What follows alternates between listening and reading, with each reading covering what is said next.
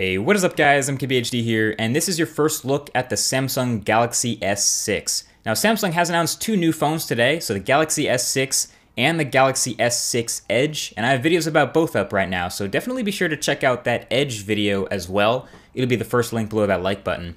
But this Galaxy S6 is definitely the more traditional looking of the two new phones, so this is the totally reimagined Samsung flagship, supposedly rebuilt from the ground up in its design. But if you ask me, it has a lot of elements that remind me of devices I've used in the past.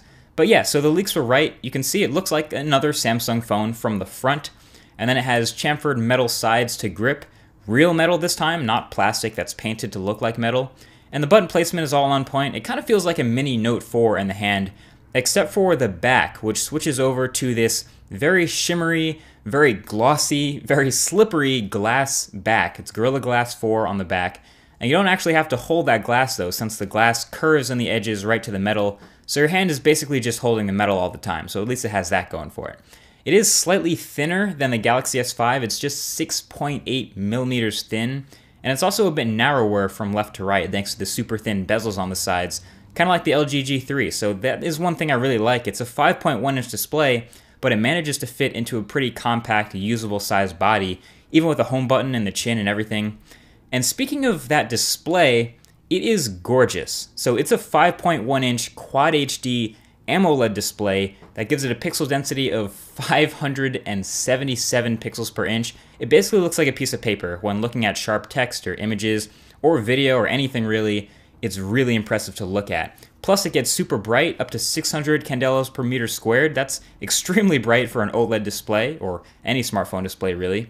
And yeah, it's absolutely beautiful. Colors are super saturated. It will likely be the best display on any smartphone when this phone is released. So that's Samsung at its best right there. Only thing that remains to be seen is how long the battery will last. So obviously the Galaxy S5 had a 1080p display, so I'll have to see how long this Galaxy S6 with its 2550 mAh battery can last when you put through its paces in real-world use. I'll definitely be testing that a lot in the review. Now, another thing Samsung has always done really well is the camera, and the Galaxy S6 is no exception to that rule. It's rocking a new 16 megapixel sensor, but with all new optics, so an f1.9 maximum aperture, which is super fast, and I'm glad that that's improving.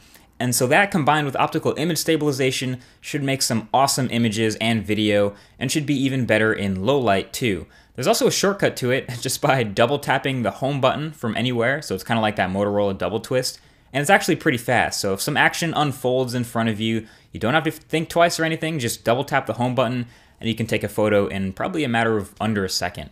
It's also capable of 4K video again, and yes, I know the camera protrudes a little bit on the back, and people have been talking about that a lot, but at least it's right in the middle, so it doesn't really affect a lot. It doesn't affect typing when sitting on a table. I tried that, so it's not really as much of a big deal as some people have made it out to be. Also, you get a very wide-angle front-facing camera too, which also has an f1.9 aperture, plus some neat selfie tricks, so you can use your finger to tap the IR sensor on the back of the phone to take a photo, since it's sort of a natural place for your finger to rest. So it reminded me overall, this phone, a little bit of the Nexus 4 with that glossy glass back, which by the way is a serious fingerprint magnet. And it also reminded me a little bit of the iPhone 6, of course, with the bottom of the phone, the rounded metal, the speaker grills, and also with the improved fingerprint reader in a good way because it's a lot faster and finally only requires a touch instead of a swipe to unlock and get into things. It's definitely on top of the spec game though, with an octa-core 64-bit chip, 3 gigabytes of RAM. It's not IP67 certified anymore, so no water resistance and no expandable storage or removable back, but it added Qi wireless charging support and an infrared blaster on the top, and fast charging for 50% charge in 30 minutes with the supported charger.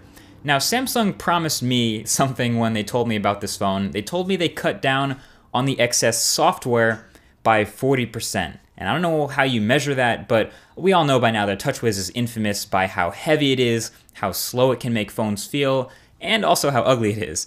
Now, unfortunately, it's still not pretty. It's running on top of Android 5.0 Lollipop, so there are, little flatter elements here and there. You have some material design once in a while, but you still have a swipe over to Samsung's My Magazine. You still have all of Samsung's ugly stock icons and Samsung's wallpapers, and still have some preloaded apps, like a few Microsoft ones, and Samsung's Milk Music. So it's not totally gone, but at least it feels fast. I was actually genuinely impressed just scrolling around through home pages and opening and closing apps and flying through multitasking at how smooth and quick the software glided through everything.